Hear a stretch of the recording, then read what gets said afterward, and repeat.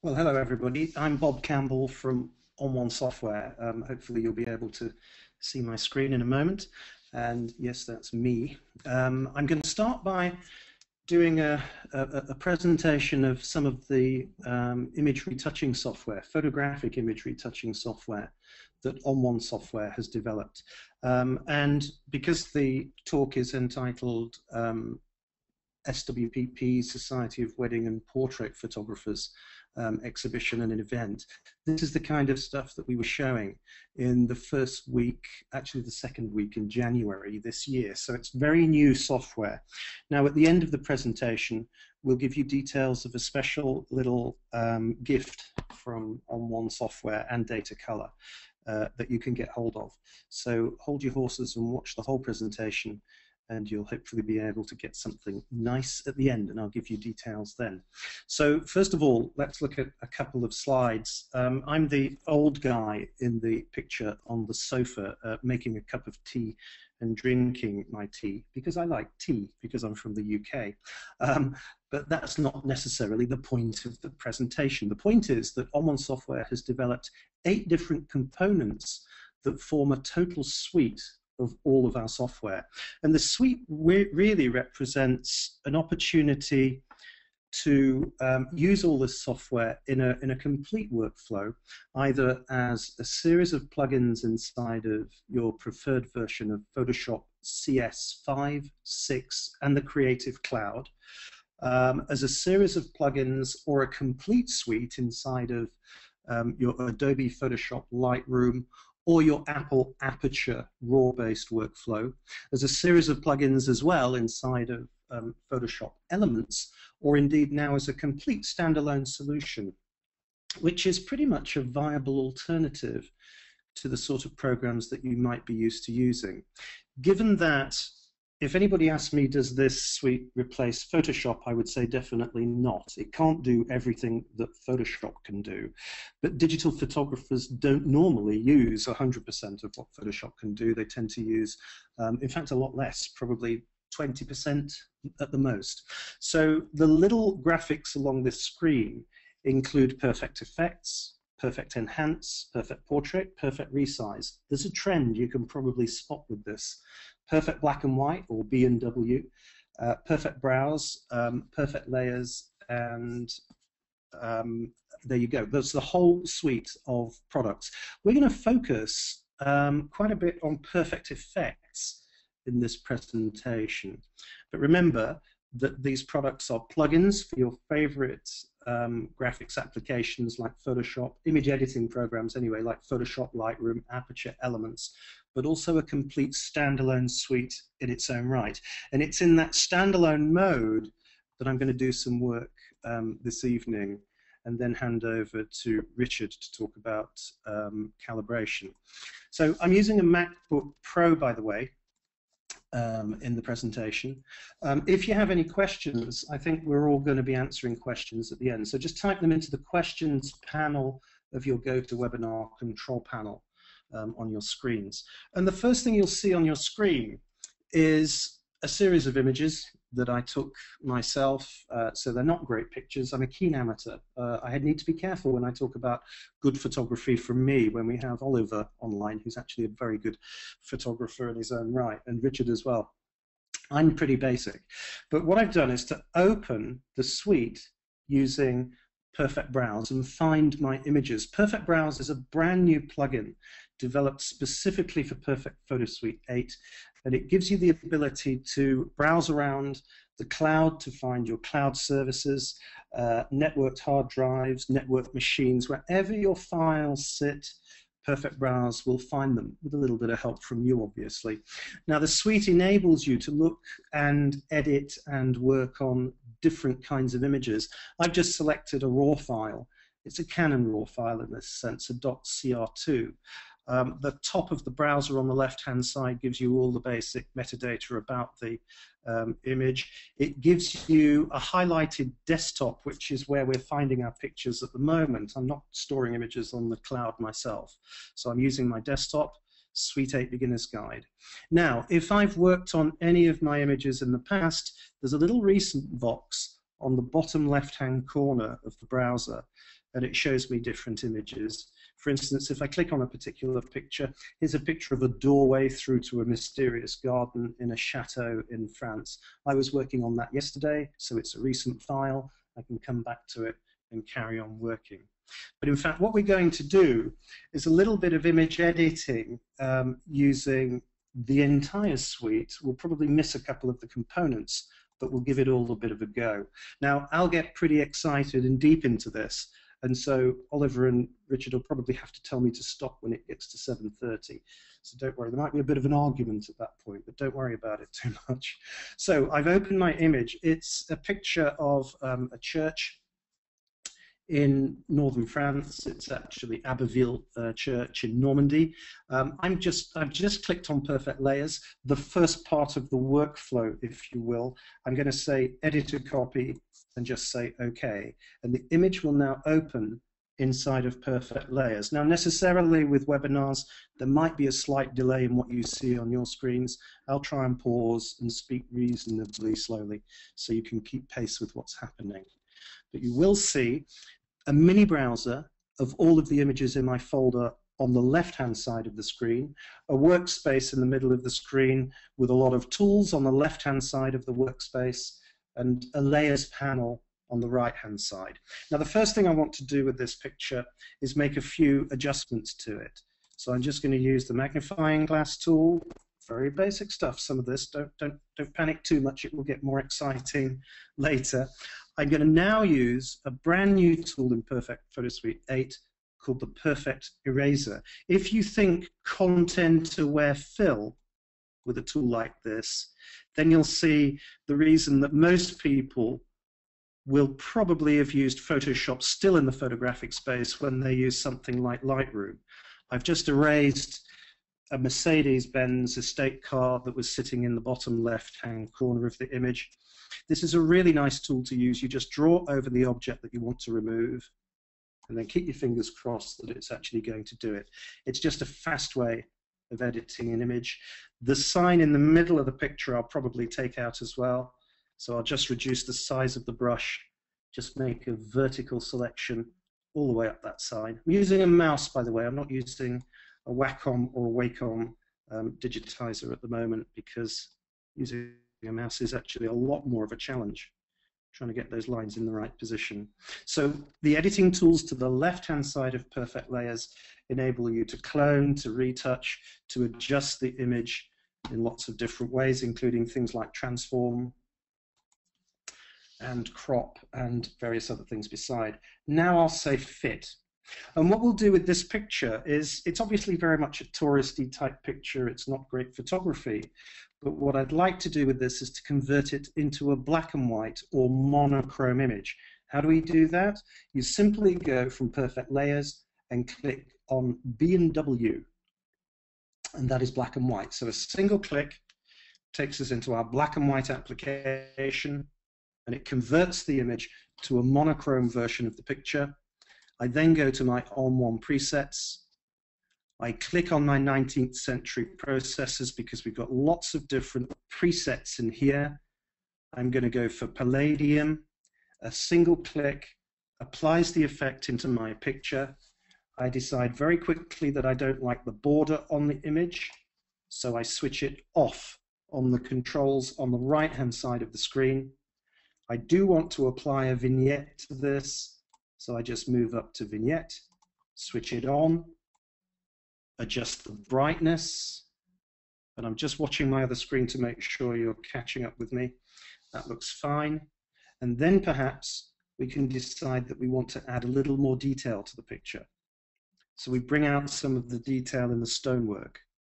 Now what I'll do is to use a brush in the top left-hand corner of the workspace, which enables me to lighten or darken a part of the image. And the part of the image that I'd like to darken is, in English it's called a buttress, which are the things that hold up church towers. Medieval architects and stonemasons used to build lots of these into towers, which is why churches tend to stay up and not collapse. Let's use the darken option of the top brush. I do have contrast brushes, detail brushes, lots of different types of brushes. I'll just click off perfect effects, the perfect brush, and just draw down the edge of the buttress to make it darker. The problem here is I'm using a mouse, so it's difficult to control where the line is, but also, of course, I've darkened the sky and the foreground part of the buttress as well, the lighter part of the buttress. I'm going to undo those two strokes, and this time switch on the perfect brush. And with the perfect brush, I limit the area that's darkened to the live area in the center of the brush, dictated by that little hyphen sign or minus sign. Keep that in the shadow, and we get a perfect retouch, even though I haven't zoomed into the image. To make the sky a little darker, I'll select a little color picker, and this will average out the pixels in the sky, so if I have reasonable continuous tone, I can darken or lighten the sky in a single sweep. And once I'm happy with the image, I can say OK to that and apply it back into Photoshop if I'm using Perfect Black and White as a plugin, back into Lightroom, back into Elements, back into Apple's Aperture, or in this case, back into my Perfect Layers. Now let's do a little bit more serious color work, because that's really the subject of the talk this evening, of course.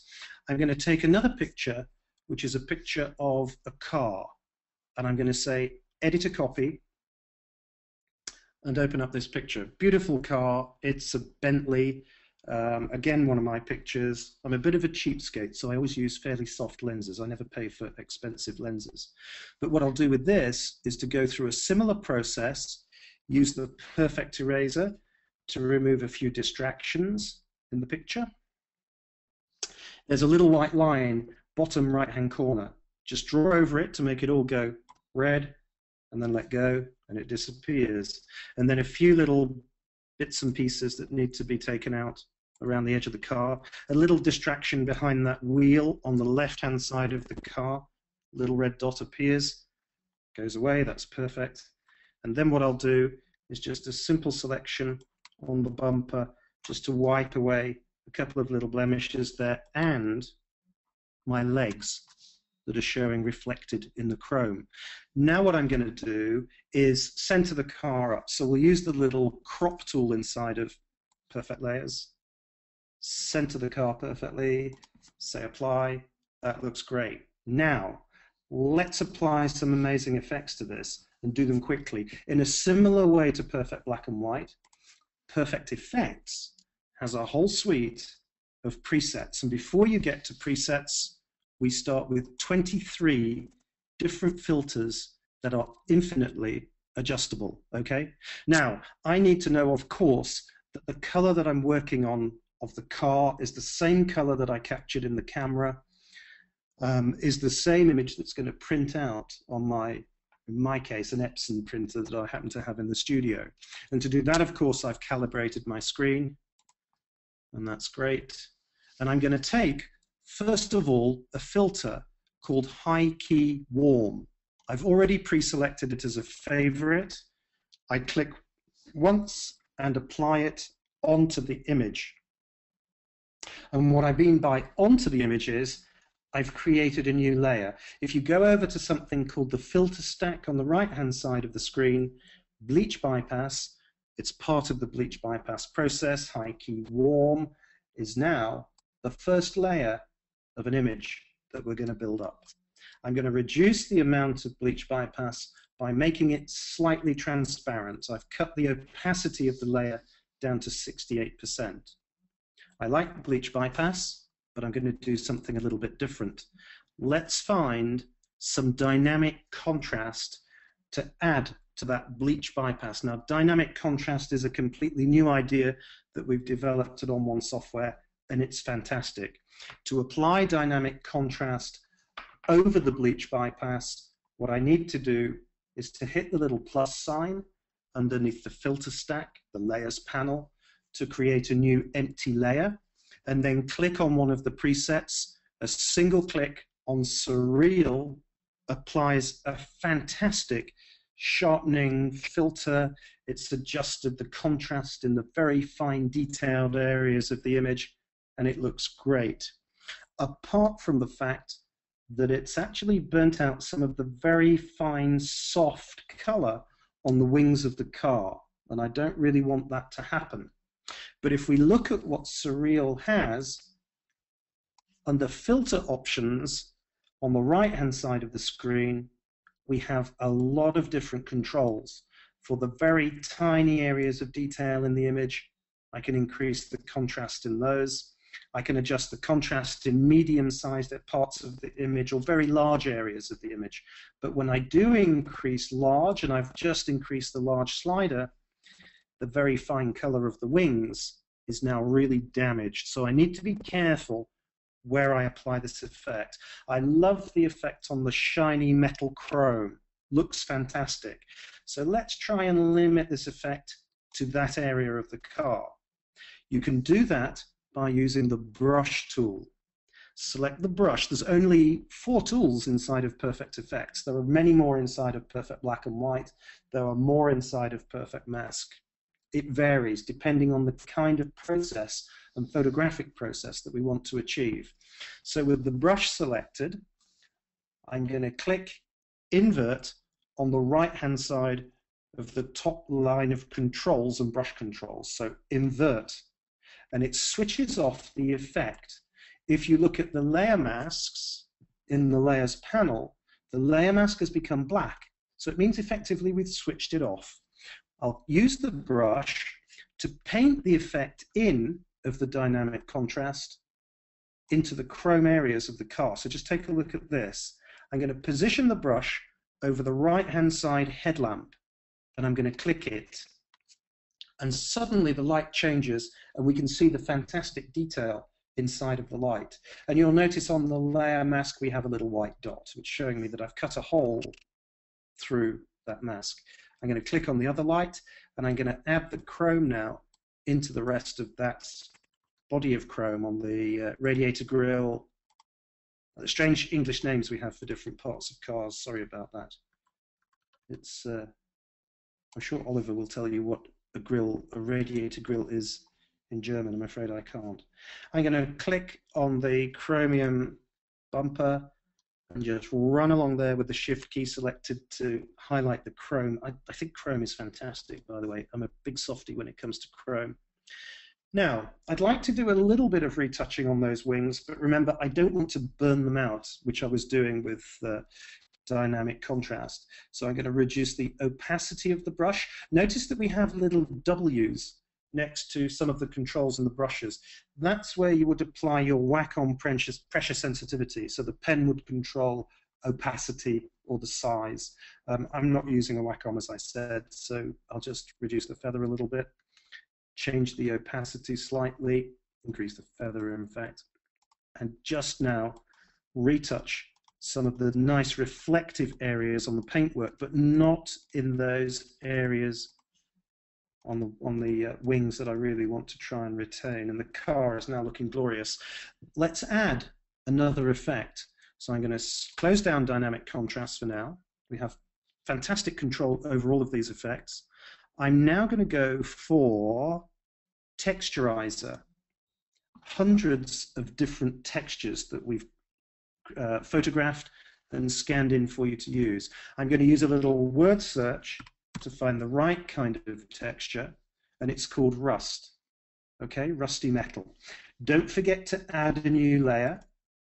An empty layer appears when you hit the little plus sign, and now click rust, and I'll keep that beautiful chrome effect, and I'll keep the bleach bypass. The dynamic contrast brushed in is there, and now I've got this lovely kind of strange metallic effect over the whole car. It's actually a sheet of rust that we photographed for you to use. Now what I'll do is one more effect, because what I can do is just to say add, lose texturizer, and this time go to borders. And if I type in another word here, which is called Dano, I'm going to apply a beautiful frame or border around the picture of the car. So again, with my empty layer, Click on Dano. Looks interesting, but not very interesting. We need to be able to do something with that. And what we'll do is to adjust the thickness of the frame so we pull the whole frame and the edge into the picture of the car. Okay? Now, I've done quite a bit of work on the image, and I don't want to have to repeat this for 10 more shots of the car. Suppose we had some shots from the side, from the rear. I want to be able to apply this effect to as many shots as possible. Well, what do we need to do? What we can do is to save a preset. So I can save all of the work that I've done just by clicking Save Preset, and I'll call it Datacolor, and I'll call it Datacolor Bob, and I'm going to save it in a category that I created earlier. You can add as many categories of your own presets as you want. I'll use Vintage Car Looks. The creator, of course, is Bob, and the description is whatever we want it to be. Now that Datacolor Bob preset is going to be saved when I hit Create. Okay? So let's just do something with this. Let's actually go back to reset the picture so there's no effect on it at all. So I go to Edit and I say Reset All. So I see the kind of bluey looking picture that's the original shot. Then I go to Presets. I'll just pause actually while that happens on your screens. I don't want to push ahead too far without you being able to follow. Now go to Presets in the left-hand browser, next to Filters, and we should be able to see the effect that we created. It's in Vintage Car Looks. And if I remember what I called it, it was called Datacolor Bob. And there it is. It's actually the second image down on the right-hand side column. I'm going to make it a favorite because I think it looks nice. And I'm going to apply it to my image with a single click. And there it is. All the work done, everything in position, the rust, the frame. All I need to do is to paint back the detail into the lights and the chrome area, and the image will be absolutely fine. Now, what if I wanted to batch process lots of images? Well, normally in earlier versions of onOne's products, I would probably use automations in Photoshop, or actions rather. I'd probably use something like Lightroom to do batch processing. Well, now in the suite, we have batch processing as well. So if I just apply the effect that we've created with the preset that we created earlier, that we've saved as a favorite, so that's good. There's my effect.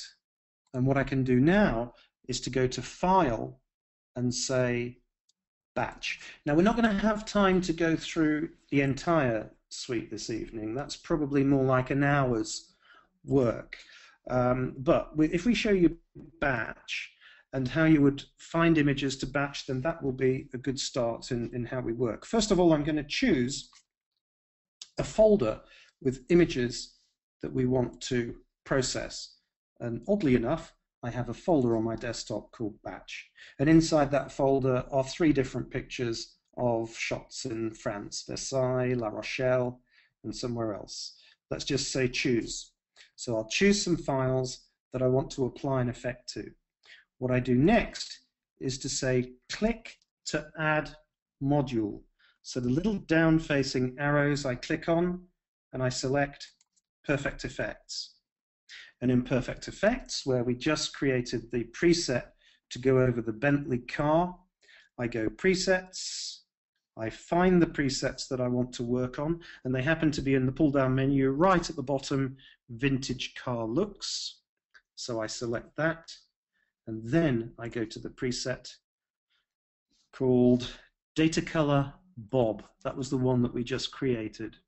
I can say pause on the first image. What that will enable me to do is to check that this preset is going to work on the batch of images. If I need to make it a little less strong or intense, I can do. If I want to make it more intense, of course, I can do as well. But I can pause on the first image.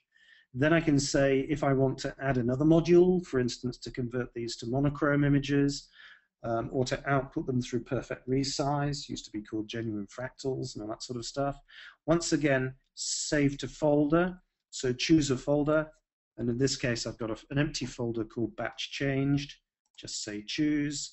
Then I can start to build the right file type, use the right color space, crucial obviously when you're calibrating screens and things, make sure you use the right or at least matching color spaces for your work. Then I can name the files anything that I want, and when I say OK, those 3 images will batch process. Okay, I won't batch process them right now because what we're going to do instead is just try one more exercise before I finish, and that exercise is going to be a quick composite image, the sort of thing that photographers do a lot. Quite often. They'll do it when they're shooting high dynamic range images. So for instance, first of all, I go to an image and I say, OK, edit a copy. And a copy of a file of a picture of Mount Hood in Oregon, in Northwest USA, appears on my screen. Now we have a good exposure for the sky, terrible exposure for the foreground. Hopefully you agree. What we'll do is combine it with another image which has a good exposure of the foreground, but a really bad exposure of the sky. And this time we'll say, add as a layer, say OK. And a new layer appears on top of the image. So originally, there was a guy sitting on the bench with his motorbike in the foreground. We could hardly see that on the original image. But what we could see, of course, was the sky. How do we combine these 2 images together? Well, it's very simple. There are, of course, 2 ways of doing it. One is with a brush, and I'll just use the brush to paint through one layer into the other. So there is the picture of Mount Hood. But what you can see from this process is that I need to be more careful. I need to feather the brush. I need to reduce the opacity to make the whole thing work properly. So let's just undo that process and find a different tool inside of Perfect Layers, which will do a really nice job. Click on it. It's called the masking bug. Click in the middle of the image, and now we see a beautiful soft-edged mask. And I'm going to switch to gradient in the choices of different presets for this tool, and just move that gradient down just a little bit to highlight Mount Hood. So now we have a nice background, sky and Mount Hood, and we have a beautiful foreground in the same image. And obviously, if you want to shoot HDR, make sure that each image is exposed correctly for the sky, for the foreground, etc. But also try and make sure that you keep the camera incredibly steady. So not a windy day, ideally. You need to shoot on a tripod, shoot with electronic shutter releases and things like that, so the camera really doesn't move. And if anything does move, don't worry too much. Just align using the transform tool. There's my image. I'm going to burn the 2 layers together, or flatten them, as we'd probably say in Photoshop.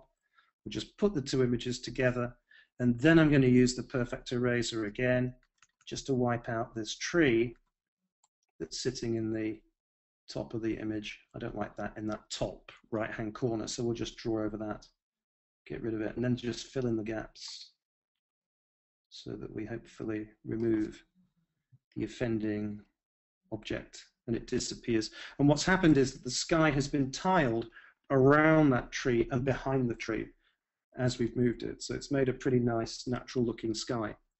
So I'm just about ready to hand back, guys, if you want. I think it's around about 7:30.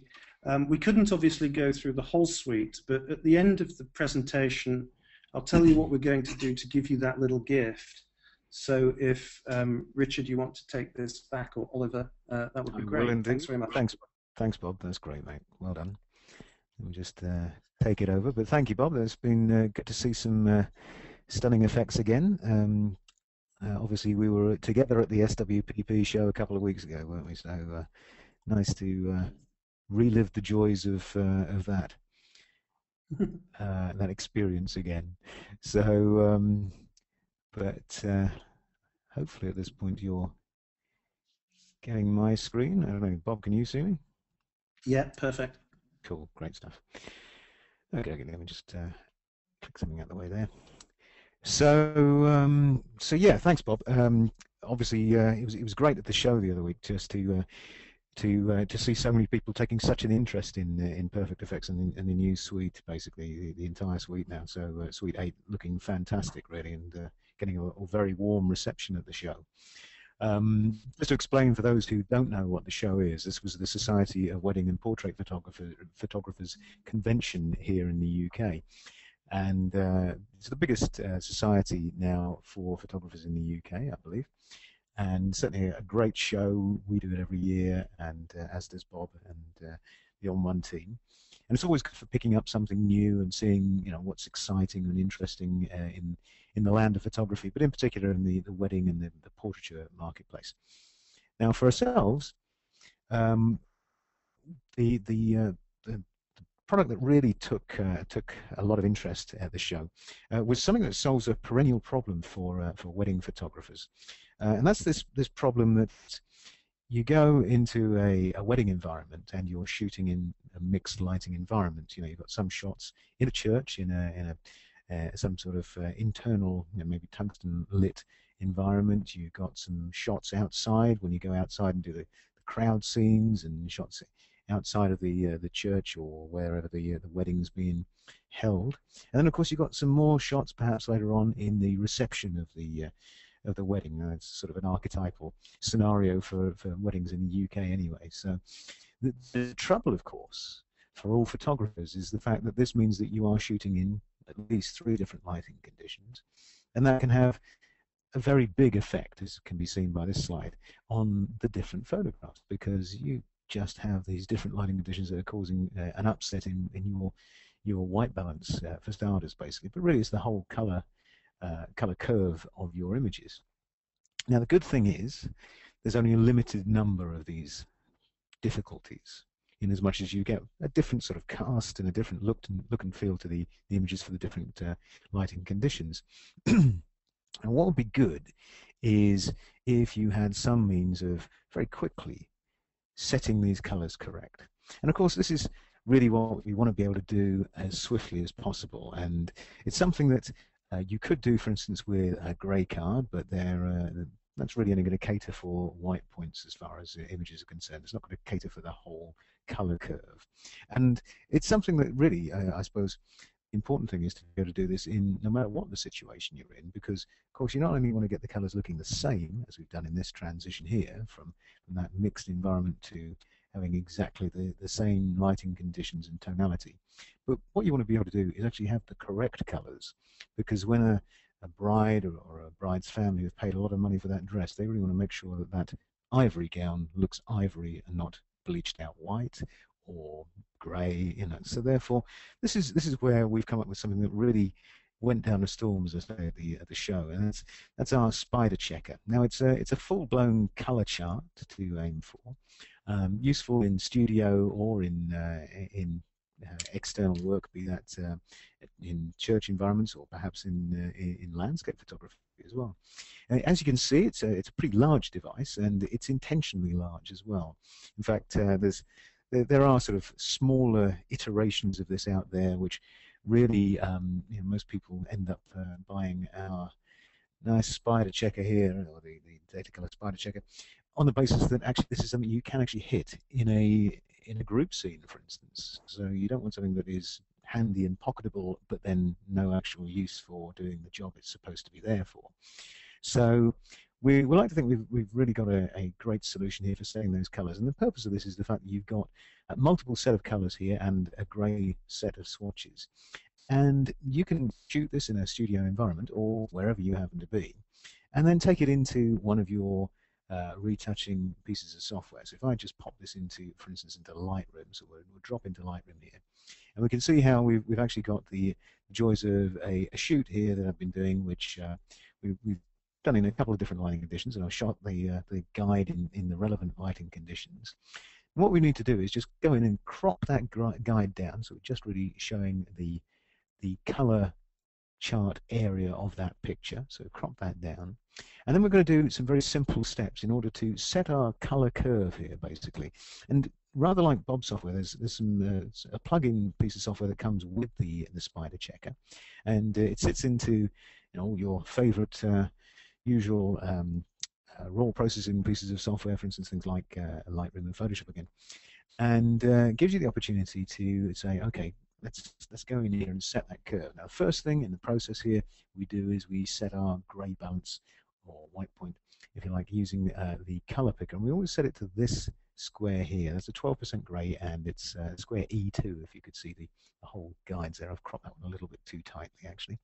And then we go and check our white point and black point. Now we're doing this, if you look at the histogram on the top right hand corner of this is Lightroom, so if you have a look at the top right hand corner there, you can see that roughly that white square there is about 96%, so about a 4% black, if you like, or a 4% white, but 96% white in this instance. And down the bottom here we then check the black square, and that should be somewhere around the 4% as well, which it is actually. So I knew in advance that this one was actually in fairly sort of static lighting conditions, so it wasn't having a major change on the shot.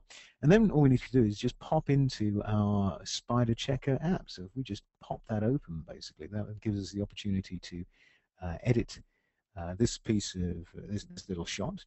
And what we're going to do here, and this is a recurring process, so the same thing I'm going to talk about later on in the most important step, which is getting those colors correct on screen, is what we're doing here. It's the same sort of process in as much as what we've got is a selection of colors.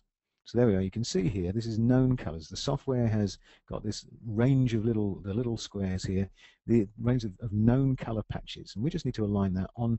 Underneath there, we can see the picture. So there's the picture that we've taken of the Spyder checker.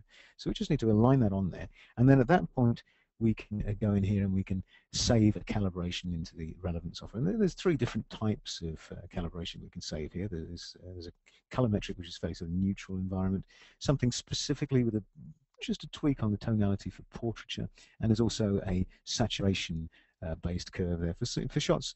I suppose similar to that shot that Bob was using at the start of the cathedral, where you want to use more sort of vibrant colours, you want to really give them a little bit of a boost. Now, they're all going to create a colour curve based around the colour conditions that you're looking in. They've just got that, the saturation of the portrait just got that little tweak to give it a little bit of nuance towards the type of work you're actually shooting for. So the good thing is, any of these presets that we're going to create from this actually won't be created or won't take up a vast amount of room. They're really just a small bit of code. It is just a little bit of metadata. So if I perhaps set that to colorimetric and hit the save calibration, and in this case, we'll just remind you it was the SWPP show we were at. I'll click on OK. So that's save the calibration. If I just quit out of there. Now, a little nuance of Lightroom is when you're booting in these presets from other softwares, you need to quit it and start again. So I won't actually do that in this instance. I'll just show you down here. We've got the user presets. This is where these presets appear. So it's not actually a calibration per se, not an ICC profile anyway. It's a preset calibration. So it just appears as a little code. I don't know whether you'll be able to see this at home, but basically as I roll over these presets, you can see a change on the tonality as far as the image is concerned here on the perhaps in the blues. Maybe you can see that as I'm rolling up here. It might be difficult for you to see, but you see perhaps the more saturated versions of those colors. And that's all down to the different lighting conditions. And of course, then all we need to do is choose the relevant shots that have been taken in that particular lighting condition and apply the relevant presets.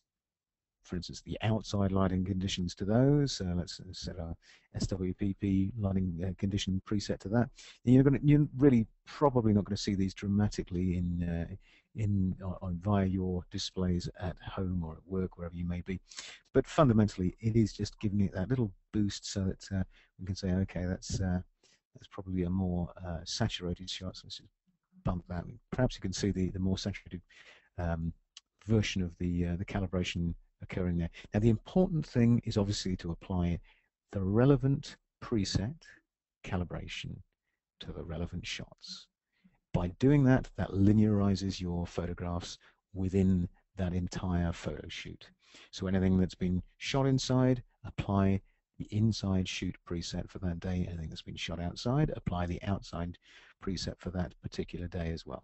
So that means that if the same colors, i.e. you remember that dress or the suit or just the complexions of the bride, the groom, or your models basically, whatever they are in each of those lighting conditions, they will look the same. So really natty little tool to be doing that.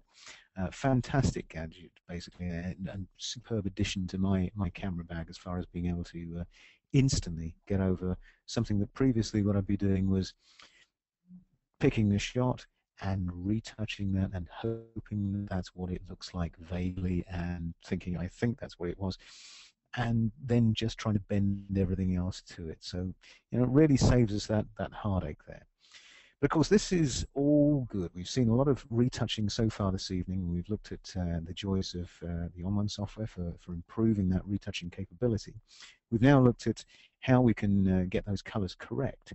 Now, that's really only a part of the problem that we all have to face on a daily basis in our retouching workflow, basically, our photographic workflow. We've really sort of focused on that step one of this workflow here, and that is capturing the image. And that's what we've done with our Spyder checker there. But we've got a whole other selection of things that we need to be conscious of. First and foremost, and that is steps 3, 4, and 5 in our workflow here. That's where we've got the joys of a color cast on our display. Now, as discussed, Bob's already been mentioning the fact that he retouches and he's got a color calibrated display that he knows he can trust. So therefore, when he's adding in or subtracting color or playing around with the colors, he knows that that's what they should be looking like. Well, likewise, I do exactly the same. And when I'm working on images, you need to trust the fact that you haven't got, for instance, as in this example, a color cast there. We've got a green tinge to that screen. And the concern here is if you are not color managed on those screens, then you could not only be affecting your work adversely, but wasting your time as well. Because I could look at this display here in this example, look at that green color, the green cast that's on there, know that it's not what I saw in the back of my camera or in life, and try and take out the green from that image. And in doing so, get to stage 6 there, where I've now got essentially a reddish image because I've removed the green. Color subtractive theory means that great, I've now actually got something that isn't correct when I go to print it out. It's actually, it looks okay on my display, but my display isn't something I can trust. So this is the first element we need to be taking care of. The second element, of course, is that printer end of things, because we can go from nicely corrected or not correctly corrected image at stage 6. And if we print out on something that is a printer that has, I don't know, a new stock, an interesting stock, then that's going to muck things up as well. So there's a couple of key areas, both 6 and 3, if you're looking at the numbers of the workflow here, that we need to concern ourselves with. Now, first and foremost, that's step 3, that joys of that lovely display. Now, of course, we've all got lovely displays. We've got lots of different ones. And we've got nowadays things like iPads and tablets and iPhones that we're all looking at, and tablets in particular, a great tool for showing our portfolio to people. But not such a great tool if you've spent lots of time retouching on that screen, for instance, in the middle there, and you're showing something that doesn't look anything like it on your iPad. Now, that's where we've got different types of displays that can add to this problem that we have of color calibration. And likewise, different ages of displays. I mean, my eyes are aging, and my display that I'm looking at the moment is also aging. I know that, for instance, this lovely Retina display that I've got on my Mac laptop here, it's actually deteriorating quite quickly. At the start of last year, about this time when I got it last year, it had about 100%, well, 98% of the RGB, sRGB color gamut. And of course, I color manage on a regular basis, usually weekly. And I can see with the software that comes with the Datacolor Spyder that, okay, how much of that gamut I've still got. And I know I've only got 93% of that color gamut now. So, you know, really, you need to be conscious of the fact that things do change as well. You can't just do some form of calibration and then hope that's it. You've got to be consistent and carry through with it. And likewise, same thing on that print side of things. You can't just get somebody to come in and calibrate your printer and say, oh, that's it, job done. You've got to have a look at all the different types of stocks that you use, different types of inks, and of course inkjets can change over time depending on what sort of printer you've got. So these are all the differences, all the things that can happen that that can muck you up, and you think, okay, that's a lot. But of course, there's one big thing that can really muck you up, and that's the human eye. So a little bit of audience participation, folks. Let's get you to focus on this slide here. Now focus on the white dot in the center of these two squares. Keep looking at it, please. And what we're going to do is just change the background here for a second. Keep looking at that white dot. And now we're going to click onto this shot here, and instantly for me, don't know whether it's the same for yourself, on the image on the left-hand side looks sort of orangey reddy, and the image on the right-hand side looks more yellow. And this image in both these shots is exactly the same. It's your eyes that are playing tricks. And this is the cones in your eyes and the chemistry that's running behind them that's tricking you, basically. And this is why what you've got to be doing with your retouching is making sure you're doing it in a controlled environment. Making sure you don't sit next to a window and have bright light blaring in whilst you're trying to retouch. This is why you really shouldn't be sitting with a red t-shirt on in front of a blue wall trying to retouch. You need to neutralize and keep those colors consistent and as ambient as possible. Because it's not just the eyes that can play tricks, the brain can play tricks as well. Squares A and B here, folks. Now, I'm sure we're all looking at that and can see that, yes, B is evidently lighter than square A. But actually, it's your brain playing tricks on you, because the squares themselves are the same color. It's actually because the B is a dark color B and the A is a light color A, and your brain is saying there's a shadow there. No. So our suggestion to you, and this is the takeaway that you really should be doing if you're not already, is don't use your brain and your eyes to fix these colors. Get something that's going to do the job for you, basically. And there's a solution, and that solution is based around technology, and that technology is ICC Profiles. And let's just take a quick drop out of the slide where again now to have a look at what ICC Profiles are in more detail. Effectively, and what we're looking at now is something called the Color Sync utility. This is built into the Mac operating system, has been since about 10 years ago. And likewise, there's a similar tool on the PC called Color, I believe. And what it allows us to do is it allows us to see things like the sRGB color space. So we can see here that the sRGB color space is, well, that's essentially what we can, a graphical representation, if you like, of what you can see, what colors you can see within that color space. This is the highlight end of things with the white crosshairs there, and the black end is the shadow end, so the dark end of your images. So that's pretty much, as mentioned, what I used to be able to see on my current laptop screen that I'm looking at. This, however, folks, is CMYK, and instantly you can see there that that color space is drastically different. It's a lot less, and that's why we need good softwares to do that transfer and conversion from sRGB or whatever color space you're in into CMYK. And if I just hold that that sRGB color space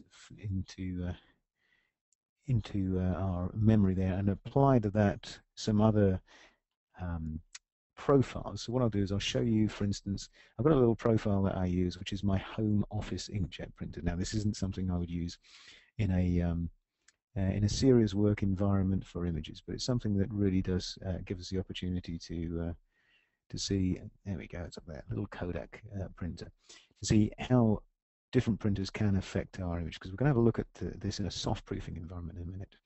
But this is where we really need to be conscious of color management, because we can see here, just looking at the profiles, and this would be a top tip to you when you're doing your color management, is get your profiles in once you've produced them and have a look and see what that profile looks like, because you can instantly see where you're going to get trouble. So we can see here this printer has virtually no black, so it doesn't matter how much I chuck in extra contrast and color into my image and try and darken it up, I'm really going to get a pretty washed out image.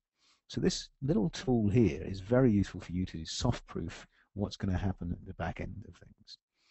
But the most important thing for you to do using these profiles is to first of all profile your displays.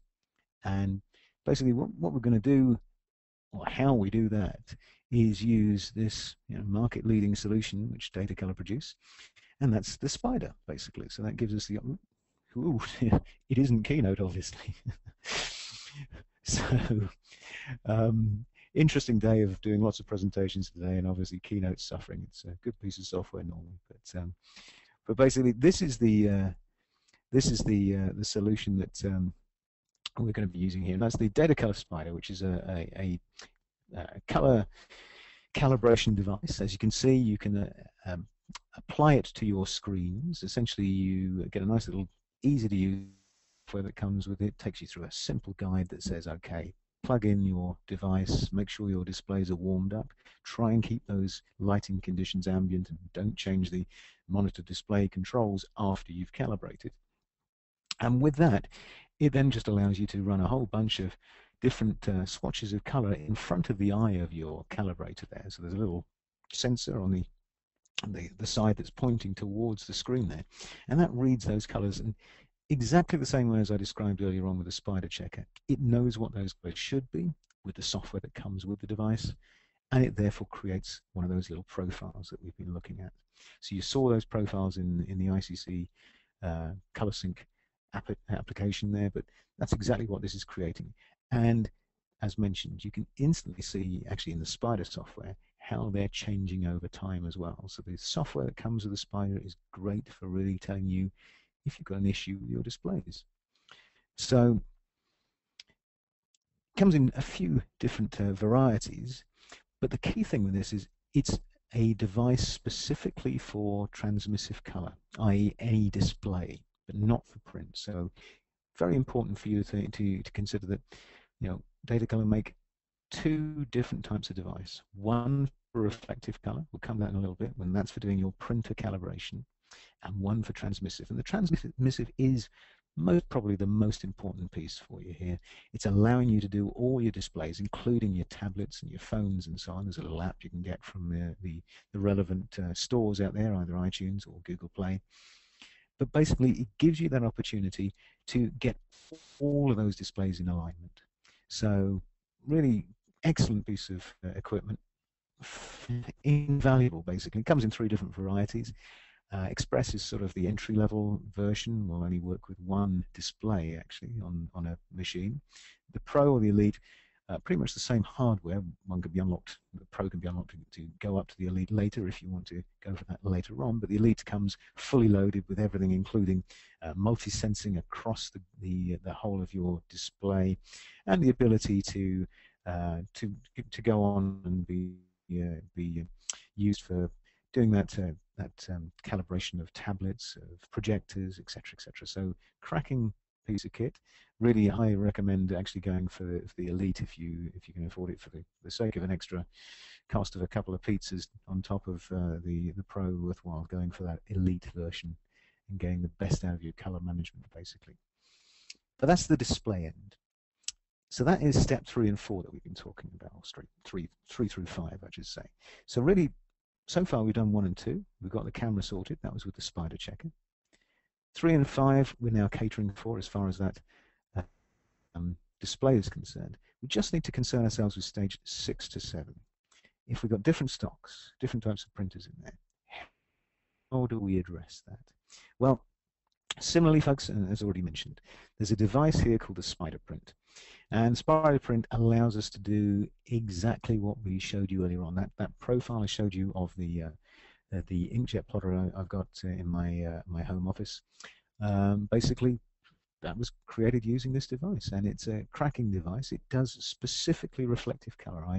Compared to the Spyder, which is just receiving color, this is actually producing color. It's bouncing it, so you have to calibrate the optics that produce the light source that produces that light, and also have specific optics and mathematics or algorithms intended for picking up that reflective color and reading that reflective color. And as you can see here in the little picture, you've got the opportunity essentially to print out, once again, known color charts. So in the same way you have the known colors in the Spyder checker, in the same way you use the known colors that the software knows the colors of with the Spyder to calibrate the screen, exactly the same process here. So print out those known colors at the print end, and then essentially, as you can see, we've got a little guide that comes with it. Put that over the first line of the color swatches there. Press the button, slide the Spyder print across the page there, and when you get to the end, as long as you have remembered to plug in your USB cable into your computer and load the software that comes with it, the software will give you a nice little ping at the relevant point and say, yes, that line's been read correctly. So it guides you through the process. The good thing with this is, compared to the thousands of pounds worth of device that this would cost if you used some of our higher-end kit intended for the industrial environments, we make this a lot more affordable for the photography and graphics marketplaces by taking out the automated process, i.e. you don't get a nice flatbed that moves around, that moves the colors for you. I'm afraid you have to move your own plastic guide down on the page and then press the button. But much as that takes a little bit of time, but really not that much time at all, it really gives you a very cost-effective way of getting in there. And the list price on this is somewhere around £300, I think it is. So I'm sure there are bargains to be had out there as well. But as far as giving you a tremendous workflow is concerned, it's a fantastic tool to have. Let's just sort of give you a little final sort of look at what that does as far as within our shots here in Lightroom, for instance. In Lightroom or various other softwares, you've got the opportunity to soft proof. So soft proofing is where you are going to use the profiles that you're producing from your Spyder print, drop those into your software, and allow the soft proofing to show you how that's going to be printed out, basically. So click on that soft proofing, and that instantly gives you this opportunity to see how that end result is going to be. So basically, you've got the before and after there, so that's what you did want it to look like, and on the left-hand side you can see how it's really sort of gone slightly wrong, basically. So the key thing here is over on the right-hand side we can see I've applied that profile. If, for instance, I dropped in the sRGB color space, you'd see virtually no difference between the two sides there. So instantly getting that heads up of, okay, as we discussed, that really is quite a washed-out print, that printer, basically. So not ideal for using for this particular printing work. And key thing here is, yes, we could go into our controls now and whatever software it is and try and bend that back and make it look a good result at the end. But actually, we know that that print is going to be struggling with this, with the darker tones and tonalities. In fact, in this shot, you probably could end up with a decent enough print on the image. But anything darker, you're really not going to get a great result. So there we go, folks. That's given you a very brief soup to nuts, as we say, as far as our color calibration is concerned. We're pretty much bang on 8 o'clock, but I will just answer a couple of quick questions. A lot of people ask, what happens if I'm using a print service as opposed to printing out myself? Well, key thing in that scenario is basically you make sure that for preference, get those companies to supply you their print profiles, the profiles of each different stock. Because as you saw there, we need to actually soft proof on the specific stock from the specific print device in order to see that end result and just check what that end result is like. So really ask for those profiles. If not, if the company say, oh, don't worry, we'll take care of that, we're color managed. If you've color managed your display, then you know that, okay, you've done your bit, you're correct. If they don't match that when they print out, well, that's down to them that they're not doing it quite correctly, but far better situation to get them to supply those profiles so you can actually soft proof it yourself. And lastly, folks, there's a whole bunch of other stuff we could be telling you about. Come and see us at various different shows. We've got some other webinars coming up, but we're going to be at the photo show in Birmingham in the start of March. And also I think I'm going to be next week in the Nikon school in central London, actually, on the 6th. So we'll put details on our email following up from the webinar tonight to give you some information about those later on. But that's it from us, folks. We're going to head over to the questions and answers from you in a second. I'm just going to give you a few little links that you can get more information. Firstly, if you do need any more information on the Spyder products, then that's the URL for the Spyder products there. We have a fantastic ebook, really cool, written by a genius, and gives you all the information you could possibly want on color management in across the whole range, and tips and tricks on it. It's fantastic. There's the English version. If you also log onto the site, there's multiple language versions of that out there available for you. So just pop in your details. It's a free ebook. You can download that and get lots of tips and tricks. And of course, we also have a YouTube channel with a whole bunch of training videos on there, so you can get tips and tricks in person from some of the team. And we'll probably be posting this later on. And don't forget our superb technical team available to you via the free phone support line there, or also our Datacolor ticketing system. So go to the website if you've got a burning question that we haven't answered tonight, or we don't answer in the next few minutes in the questions and answers section, then pop in your details there, and we will do our utmost to answer your questions, folks. So that's it from me and from Bob for as far as the presentation is concerned. So I'll say at this point, thank you for your time. And now we're going to hand over to you guys for questions and answers. So I think at this point we'll say, okay, let's open up and see if we've got any questions. I don't know whether yes, Oliver's out there if he wants to take back over the screen at all. Yeah. Oh no, just click on pause, and that's okay so far. So here are a few questions. So can we edit raw images with Perfect Photo Suite? Can we? Yes, you can. Yes, you can.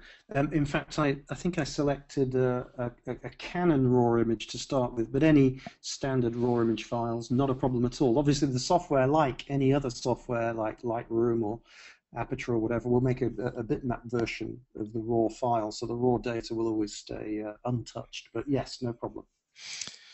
Okay, so let me go to the next one. Not sure what is happening, as I see 2 or 3 minutes, then nothing. Okay, so here were some technical issues. So sorry for that. In our follow-up email, we will offer a link to see a recording of that webinar. So I'm sure this this will be with audio and video together. So just be patient for a day. So does the Spyder checker need to be run for each lighting condition if you first set the WB? What does it mean? White, black? White balance. I don't. White balance. Sorry, yes, of course. Before running the calibration software, should the white balance not normalize the lighting and leave a profile that represents the true color profile of the camera sensor? And then a bit more. Also, how does it work with the Spyder Cube? Do both need to be used for every shoot? Assuming that Spyder Checker produces a consistent camera profile, should the cube then be used to capture the white balance for the particular shoot? Do you want to handle that, Oliver, or shall I? It's up to you. So I would, but you can do it. No, I'm sure. Yeah, fine. Essentially, yes. So the answer to the first part of the question is yes. You should be using the Spyder checker for every lighting condition, really, to give you that target to aim for. And even though you can use something like the cube to be shooting your using to capture, or a grey card, for instance, but the cube is a better option. So let's just see if I've got a picture of the cube I can bring up for anyone on the session here. So there we are. Yeah, there we go. So let's unpause my screen so we can see that. Hopefully you can still see that. But basically, the cube gives us a three-dimensional guide to set our white point with. So the good thing here is, with any card, you've got to get the lighting direction correct, as opposed to with the cube, which is a 3D cube, three-dimensional cube. It means that it takes into account varying in lights and so on, and inclement lights coming from different directions, and allows us to set that white point and black point and grey point using, basically drop it into our photo shoot and click on whichever is the lighter side and set the grey point and white point from that lighter side, basically. And yes, going back to your question there, I can't remember, let's just go out here and see if I can grab the question back again. But going back to the question there, essentially you would shoot that again in every lighting condition if possible, and you can do that in conjunction with the Spyder, because it can sit on top of it, and it can take out that that first stage, if you like, from the setting the white balance as far as the black and the white point is concerned. Key thing here is the reason why the Spyder checker is better to use is you've got 50+ colors there. So much as the white point and grey point are being set with a cube or a grey card, that's all it's really setting. Yes, it's setting the white curve, the white balance curve, or the grey balance curve of the image or the images. But it's not having that opportunity to check every other color, whereas the 50 plus points of color on that Spyder checker are fantastic from that point of view, because if you've got skin tones to aim for, one side is specifically aimed at the skin tone side of things. If you've got deep colors to aim for, they're all in there.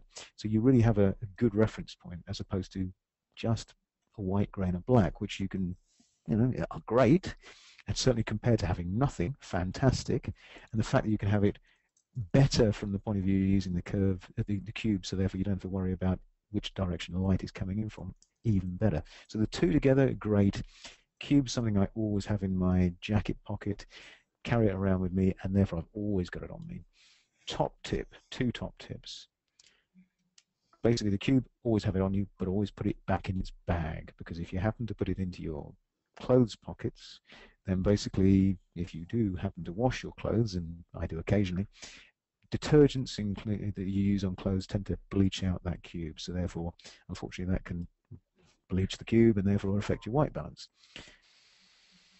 Great to have with you, basically, but that's a chunky thing to have. So therefore, the cube is the one to make sure you got on you. The other key top tip is you don't have to shoot this at the start of your workflow. It just needs to be shot in the lighting conditions at some point. So if you happen to be a wedding photographer, you don't have to go up to the bride and say, hold this, please. Basically, you can just drop it in there at some other point during the day, during the shoot, etc., etc. So if you're in your studio, obviously that's not such a problem, but if you're out in a particular environment, just make sure you do at some point just take an image of the Spyder checker and the cube, basically, if you have those on you. And both can be tripod mounted. The cube actually comes, as you can see, with a hanging device on there, so you can actually hang it as well. So there you go. Hopefully that's answered that question. So I don't know, Oliver, anything to add on that? Yes, I have a few more questions here. So, Okay, cool. provided I have calibrated my monitor with Spyder, should I also use the resulting profile as my RGB profile in Photoshop or Lightroom instead of Adobe RGB? No, please never do that. Your monitor profile is just to linearize the color primaries of your monitor. So this is not, and let me repeat that, this is not a color working space. So please keep working in sRGB, Adobe RGB, ProPhoto RGB, whatever you use. Keep using that. And the monitor profile is only for correction of your monitor between your video card and your monitor itself. So no other person or no other computer could work with that profile. So I think that is answered. Good man. We've got a question here. I normally calibrate with the lights off and the curtains closed. Is that okay? It is, provided, of course, you then retouch with the lights off and the curtains closed. So make sure that you try and keep those basically keep the lighting conditions the same ambient lighting conditions. Yeah. Absolutely best practice to do that in that limited lighting environment, but make sure you keep in it when you're retouching.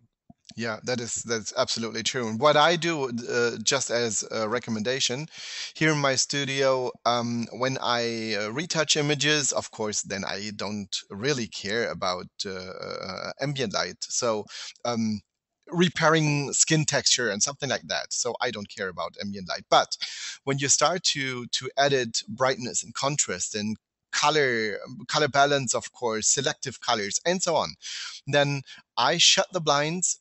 I have no daylight at all, and I use a D65 lamp. You can purchase that from a do-it-yourself store. It's not expensive. It's maybe a pound more than a normal light bulb, and put it on your wall. Use it indirect. That means put a kind of reflector in front of that, and use that light to edit your photos. The good thing here is if it's foggy outside, the daylight is quite bluish.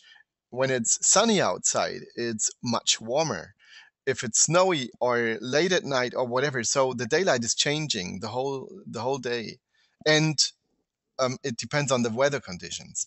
But when you shut the blinds and there is no daylight in your room, and you use such a light source, then you have a consistent light situation around your computer, and that would be best, of course.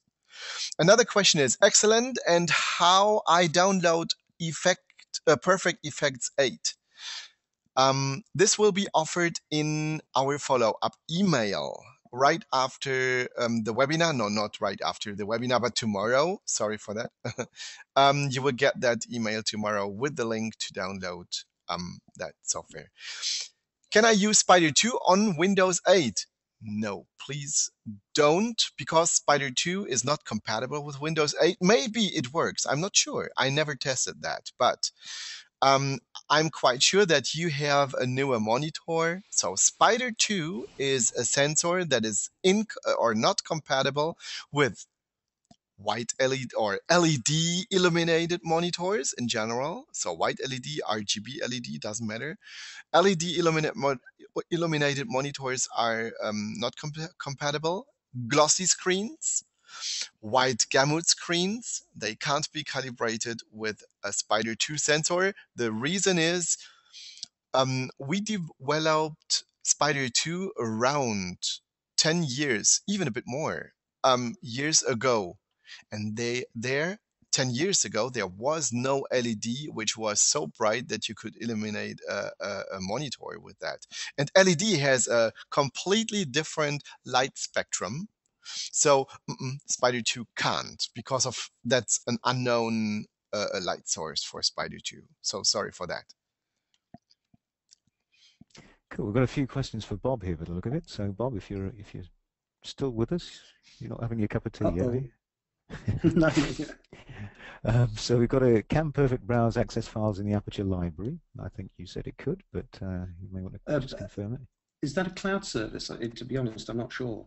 Is it? It should be able to, if it can find its way to it. Is that a cloud service, Richard? I'm not sure. It's as the ex-product manager for Aperture. No, I can assure you it isn't. No, it's something that's it's something that it has its own closed library. Thinking about it, so actually, you probably would have. It's one of the downsides of Aperture compared to other solutions. Basically, you're not referencing a particular file just held in a folder.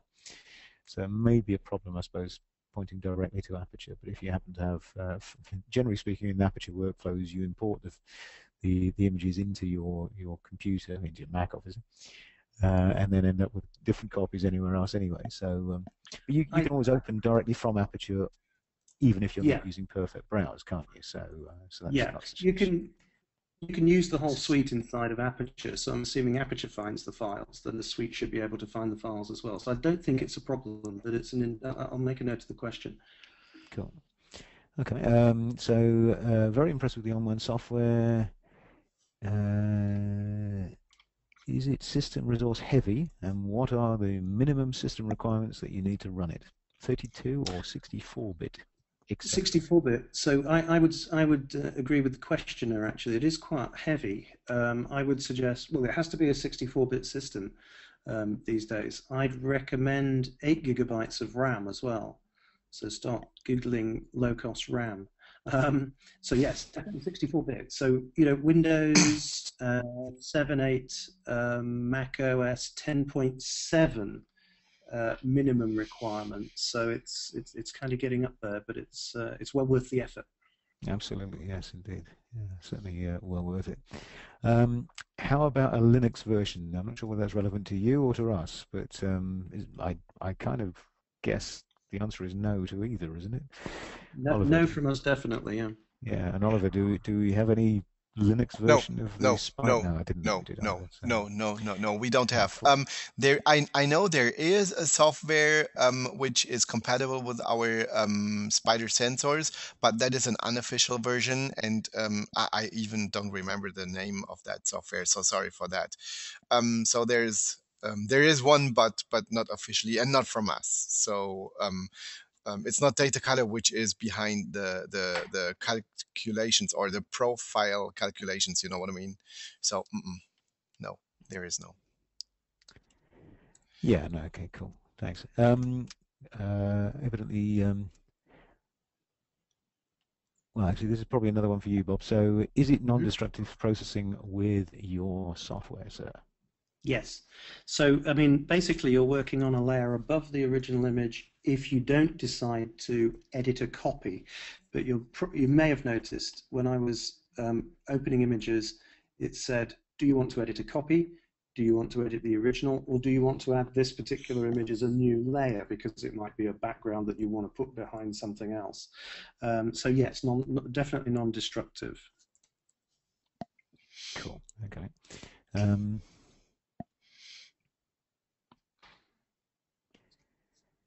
So I'm sort of getting half of the next question. I'm not quite sure where it's come from, basically, but evidently I think it sounds as though somebody's very interested in your software here, Bob. Just I'm not sure whether it's Aperture is. So obviously they're keen to move away from Photoshop by the look of it, or obviously the changes that are going on with the cloud, I presume, inspiring their decision process here. So if you want them to, Richard, probably the best thing to do is if they sent me an email or replied to the Datacolor confirmation, you know, the kind of summary email or something, that would probably be a good idea. Okay, cool. Okay, so we're starting to get some emails saying, some messages saying that thank you, and they're off. So before everybody goes, let's just remind you all of the fact that Bob and the lovely people at onOne are giving away a piece of their delightful suite of software this evening. Which bit is it, Bob? It's Perfect Effects Premium Edition. So it's just to give you an idea. It was the piece of software that I was using on the picture of the car. So it's an amazing piece of software, and the idea is that we want to give you a nice look at what onOne software is all about. Now the download link for that will be in the email that Datacolor will send out after the webinar, and I think Oliver said tomorrow, so that will be fine. So there'll be a link on that. Now, if you already have a suite, don't download it, because I'm assuming everything will be okay. We have had the odd incidents or two of people downloading the software, Perfect Effects this is, and installing it and overwriting this suite, so we have to kind of reconstruct the suite for them. If you use our products already, don't take up the offer, but if you're looking at onOne software, maybe the person actually who mentioned about Photoshop and should they or shouldn't they, and is the cloud an issue, you would be a great candidate to take a look at this software. Exactly what I was thinking, yes. Yeah, I mean, it's just a no-brainer, really. But yeah, take a look at this before you decide to do anything else. And then you can test this on your system. And if your system isn't compatible or isn't up to speed to use the software, then you'll soon see. Okay? Cool. And the same person, ironically, is just sent in a little message to say, by the way, he's also really enjoying his Spyder 4 Elite, which has got markedly improved results compared to his Spyder 3. So nice to see that our new technologies are aiding people in getting better results out of that. So that's great to hear as well. I have two further questions. Questions from Datacolor. I would like to ask you, have your expectations been satisfied here in that webinar? Then please click the buttons, yes, or yes, but not completely, or yes, it was too technical or too superficial, or not at all. So please click the radio button and click the send button on the bottom of that page and send it to me. So that is a good feedback, so we know if we need to change something in our webinars, we can improve them. That is why it's quite important for me. So thank you in advance.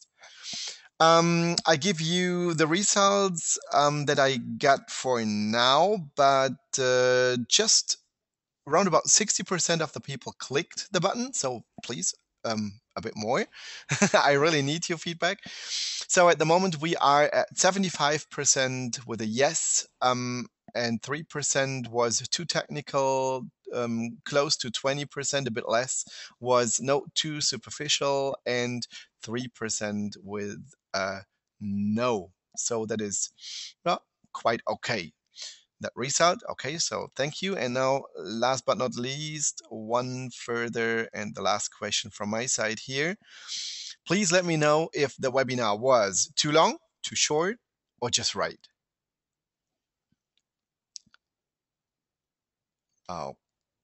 Okay. 64%. Please a bit more. Thank you. When I ask, then really people click the button, and that's good. So around about 10% too long, 7 too short, and more than 80 is just right. So thank you for that. And yeah, so the last words go to Bob and to Richard. Cool. Well, I'll let you talk first, Bob, and then I'll wrap it up then.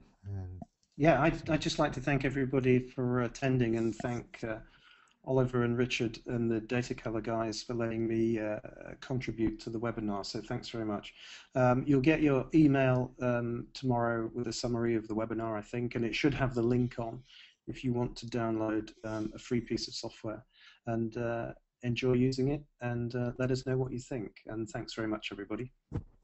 Cool, thanks, Bob. And yes, likewise, thank you for all your time this evening. And Bob and Oliver, thank you for yours as well. And we shall look forward to seeing you again. As mentioned, don't forget the photography show. If you happen to be in the UK, then we've got that at the start of March at the NEC in Birmingham. So come along and see us. And if you have gripping questions, come and speak to us in person. Both Bob and I will be there.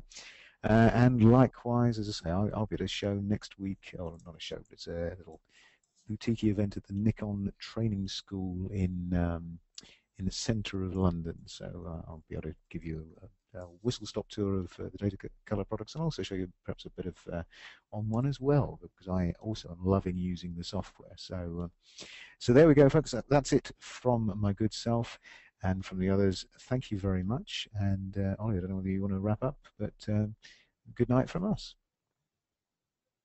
Good night.